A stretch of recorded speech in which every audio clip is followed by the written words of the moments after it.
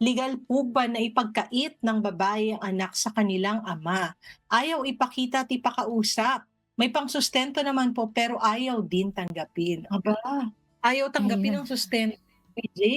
Oo, Oo, gusto kong bakit po? tanungin kung sila ba ay legally oo, bago 'di ba last time din 'di ba gusto rin niya Oo, i-recognize yung kanyang gusto anak, niya gano'n din yung tanong. gusto Oo. niyang suportahan kahit sinasabi ng babae na hindi siya yung tatay, oh, 'di ba? Oo, 'di ba?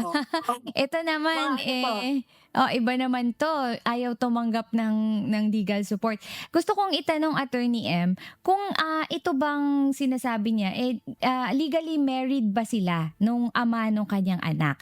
Kasi kung mhm, sinasabing, kung legally married at may pirma doon sa birth certificate yung tatay, 'di ba, Attorney M, may mhm, karapatan siyang, may visitation rights siya doon sa bata, 'di ba? He yes, can oo, even file for custody mm, 'pag nagkataon kung nakapirma mm. siya doon sa birth certificate, 'di ba, Attorney M?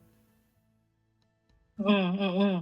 Tama, o Mm. kasi kung halimbawa hindi naman kinilala din ng ama, 'di ba, tapos hindi rin nakapangalan sa birth certificate, paano niyo rin ho Mm. papatunayan kayo ay related doon sa Mm. bata? So medyo mahihirapan tayo, hindi rin natin mako-compel yung nanay kung gano'n. So dapat meron somehow may patunay, Attorney Jay, na ikaw ay kamag-anak nung bata 'no.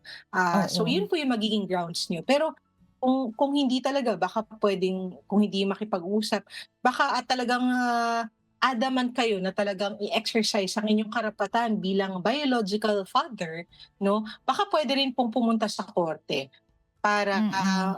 ipaglaban ang inyong visitation rights, Attorney J, kasi Oo. kinikilala naman po 'yan ng ating family code.